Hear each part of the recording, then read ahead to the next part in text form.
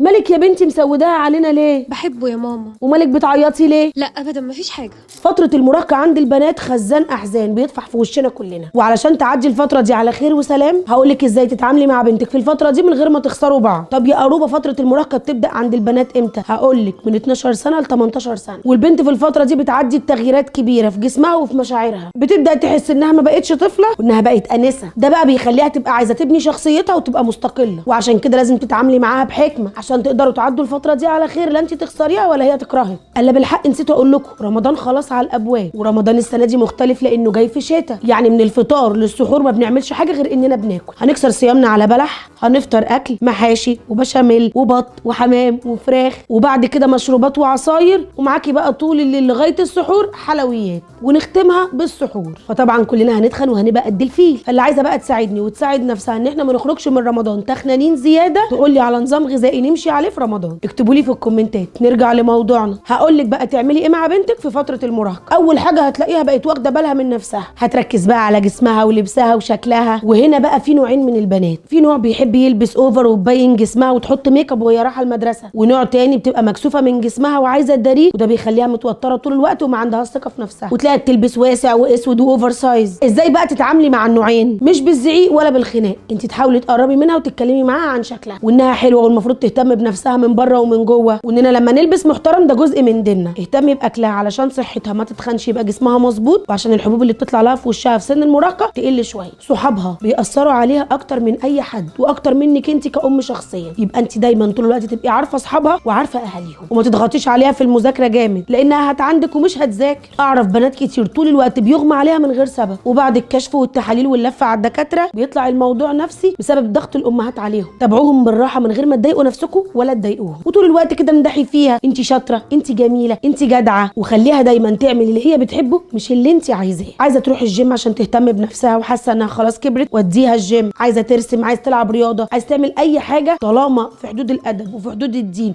وفي حدود امكانياتك. في مرحله المراهقه بقى البنات بتهتم بالعلاقات العاطفيه والرومانسيه زياده شويه من اللي بتشوفه في المسلسلات والافلام وحكاوي البنات مع بعض، انتوا عارفينها، واكيد نفسها يبقى مرغوبه وحد بيحبها زيهم. انت بقى ما تخشيش قفش، افتحي معاها الموضوع ان مستقبلها ودراستها ونجاحها اهم من الكلام الفاضي ده دلوقتي، وان الكلام ده هيوجع قلبها على الفاضي وتفضل تعيط ومشغوله. ما تخوفيهاش منك وانت بتتكلمي معاها. اهم حاجه انك تعرفيها انها ازاي تحافظ على نفسها، وده هقوله لكم في فيديو تاني. البنات في سن المراهقه بيبقى عندها حساسيه زياده وبتعيط وتصح على اي حاجه. انت بقى قولي لها ان مش كل حاجه تاخديها على قلبك وتقعدي تعيطي وتنكدي علينا. قولي لها عيطي يا ستي، بس عيطي على حاجه تستاهل، مش على الفاضيه والمليانه دموع نازله. اقفلي حنفيه الدموع دي شويه. البنات بقى بتعمل ايه مع بعضها في سن المراهقه؟ بيقعدوا يقارنوا نفسهم ببعض، فبتحس بقى ايه في الوقت ده؟ ان هي اقل منهم. انت بقى تعملي ايه؟ تحكي لها عن الفرق بين الناس، وان كل واحد فيه صفات حلوه وفيه صفات وحشه، وقولي لها ما تشغليش بالك بكلام البنات، اهتمي انت بنفسك وبدراستك وبرياضتك وبمستقبلك. قولي لها ان نجاحك في دراستك وتفوقك ده اللي هيخليكي مميزه ومش هيخليكي اقل من حد. خلي بالك انك تبقي دايما انت المسيطره على عقل بنتك، لان في الوقت ده البنات بتتاثر بكلام بعض قوي وبيميلوا لبعض. وعوديها من صغرها انها تحكي لك كل حاجه وتبقى صاحبتك، عشان لما تكبر مهما كلام البنات ده اثر عليها ترجع لك في الاول وفي الاخر. لو لقيتي صحابها دول مش مناسبين ابعديها عنهم بالراحه مش بصيغه الامر، عشان البنات ما بتحب صيغه الامر ولا الصبيان كمان. اسالني انا مدوباهم 3. وربنا يعيننا على اولادنا في سن المراهقه، فتره صعبه قوي والله، انا بمر بيها وانتوا بتمروا بيها، بس هنعمل ايه؟ لازم ناخد بالنا في التعامل معاهم علشان تعدي على خير، وخلينا دايما جنبهم، ما نخليهمش ينفروا مننا